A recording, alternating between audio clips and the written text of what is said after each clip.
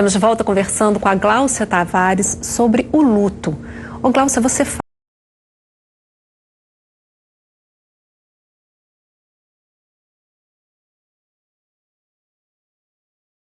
A minha é gostar de brincar com as palavrinhas. E eu chamo que perdão é perda grande. Tem caminhão, tem, então é um ão, né?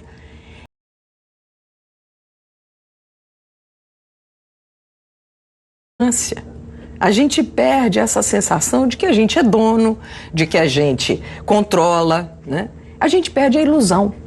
Agora, arrogância e humilhação são duas posições que se complementam e de uma maneira muito fora da vida. A vida vivida tanto na arrogância, se a gente abre esse espaço e esse trabalho de perdão, não é perdoar o outro, é perdoar-nos da nossa condição de sermos humildes. Cabe. Então, nos perdoar é até esse caminho de humildade, porque é uma pretensão enorme. Humildade, eu queria perdoar a humanidade. Humanidade conosco. Olha, diante dos meus limites humanos, o que nisso eu posso fazer de bom?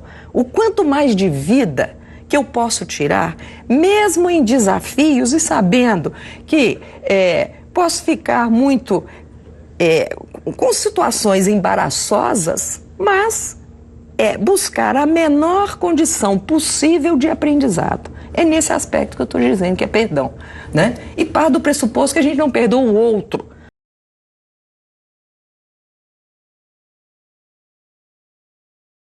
Perder aquilo que está próximo, e aquilo que mais está próximo de nós é a nossa ilusão.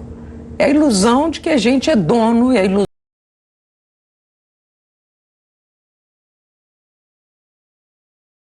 que ele chama remoto, né? Uhum. Vamos responder, Gláucia, uma perguntinha gravada nas ruas. A gente deve desfazer dos objetos da pessoa, os objetos pessoais da pessoa que morreu? Eu acho que é curioso.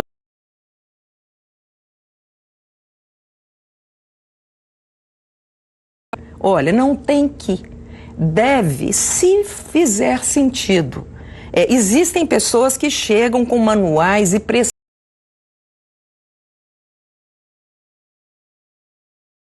Eu acompanhei uma senhora que, enquanto ela estava no velório do marido, as amigas se organizaram e foram até a casa dela e desmancharam a casa toda.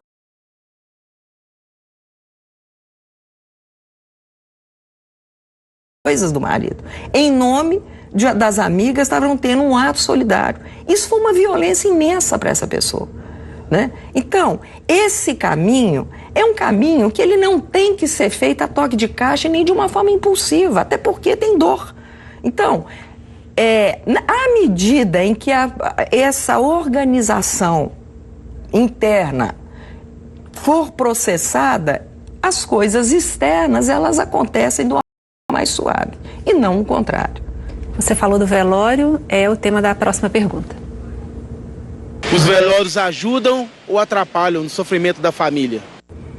Também depende. É claro que nós somos seres que precisamos de rituais.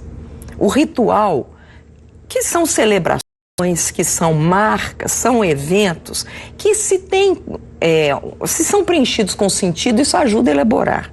Existe uma situação que a gente chama de perda ambígua, da pessoa que sai de casa e não volta mais.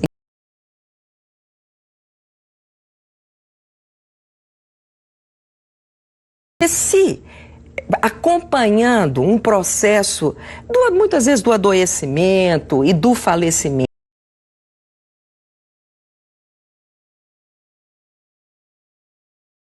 extirpado, e quanto mais violenta a morte, quanto menos tempo tenha para poder se processar e assumir, é mais difícil.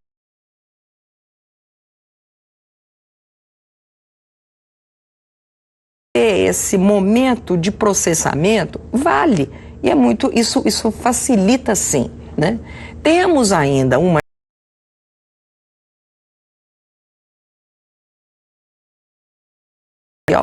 em que se avalia e mede o prestígio da família enlutada pelo número de coroas expostas, né? Do que necessariamente um tempo das pessoas estarem ali tocadas e envolvidas com aquela situação. Não é incomum, numa situação nossa de velório, escutar uma gargalhada das pessoas que estão ali contando piada, né? Ou até negando muito aquela situação que está presente. Quer dizer, eu vou para uma situação, mas eu desqualifico a doença. Então, como que a gente pode realmente constituir, não é fazer ali de um vale de lágrima, mas entender que é um momento de despedida e de estou despedindo, e despedir é deixar de pedir, né? E abrindo outros espaços. Esse é que é o caminho. O Glaucia, a gente fica vendo os rituais, né, desses rituais, dessa passagem, por exemplo, nas culturas e religiões orientais, né? Eles são muito bonitos e talvez mais bem resolvidos do que os nossos, né? Porque tem mais presença, né? Tem mais sentido. Fala, vale a situação da cerimônia do chá. Quer dizer, ao fazer um chá, não é pôr uma água quente e aí até assim, de uma forma descuidada, se queimar. Mas fica atento, tenha presença naquilo que faz.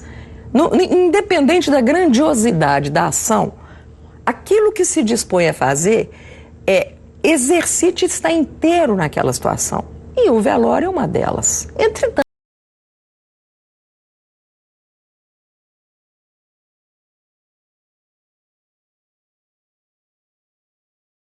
de estar inteiro, atento àquilo e ter presença. Isso é vida. Tá certo. Vamos ver mais uma perguntinha, Glaucia?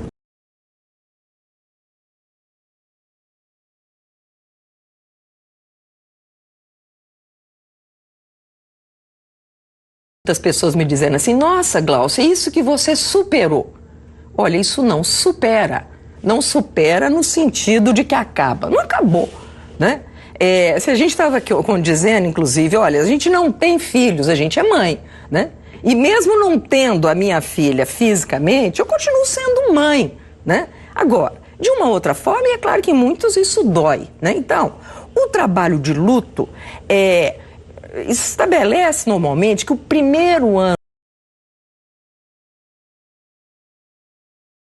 de uma forma inédita, na ausência do ente querido. Então, processar isso é um caminho. Então, essa passagem do primeiro ano, né?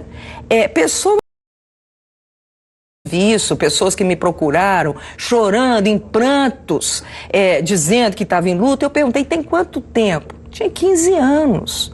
E aquela dor, aquela ferida, esse luto como uma ferida, tem um período que essa ferida realmente sangra, tá?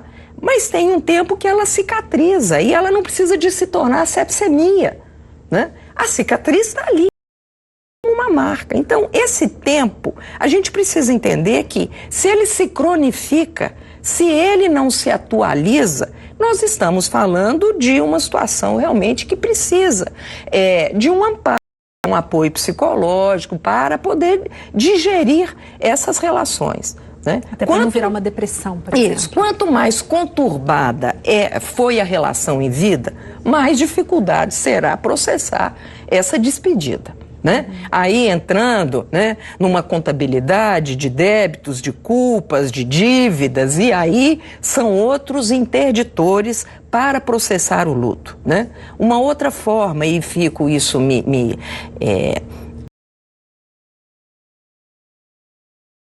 de substituição, né? No caso de filhos, engravidar rapidamente, arrumar logo rapidamente coisas para pôr no lugar, não dando espaço para que isso seja fatores que arrastam para a vida, porque aquilo que eu possa negar e blindar não quer dizer que desaparece. E que no lugar, então, de superar e reparar no sentido de prestar atenção e de buscar novas formas e novas configurações para essa situação que mudou. Aí dá para... Isso. E uma saudade, que é o Guimarães Rosa que nos ensina de novo. Tem dois tipos de saudade. Tem uma saudade que é quase uma caduquice, que é a gente querer voltar àquilo que não tem mais. A saudade quer trazer para perto. Né? E a memória, ela não extingue, a morte não acaba com a memória. Então, A expressão latina do in memoriam, guardar na memória e buscar essa vibração amorosa é manter vivo essa relação. Ô, Glaucio, nosso tempo está acabando. Vamos falar do site, né, da Associação Apoio a Perdas Irreparáveis. Isso. Vamos colocar o endereço do site aí, gente, que as pessoas podem procurar se informar, participar dos grupos. Isso. Qualquer pessoa é bem recebida. Os grupos se reúnem aqui em Belo Horizonte? Aqui nós temos 2 reuniões. Existe o AP Matriz, que a reunião é na Rua Espírito Santo, e o site, então, orienta. Também está identificado no site, né? Uhum. Existe o livro, que tem sido um trabalho que tem contribuído para as pessoas. Esse livro foi de um período que ele ficou esgotado, e achei muito curioso quando a revisora o nomeou como uma obra atemporal. Então, acho que, até porque trazendo para nós todos esse exercício de buscar assimilação dessa nova condição, né? O livro também pode ser adquirido pelo site. E tem muitos textos também. Ô, Glaucia, muito obrigada pela entrevista, viu, querida? Ô, Érica, eu agradeço. Bom dia para você. Obrigada, bom dia a todos. E amanhã, Dia Nacional do Câncer, nós vamos conversar aqui sobre novos caminhos para enfrentar esse inimigo e um exemplo de como passar com mais leveza e bom humor pelo tratamento contra a doença. Às 8h15, até lá.